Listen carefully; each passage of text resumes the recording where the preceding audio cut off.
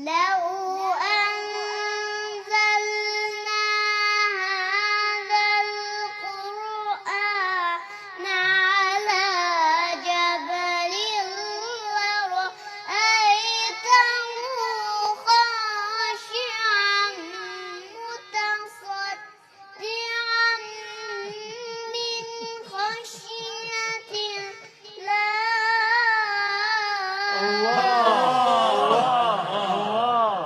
الله.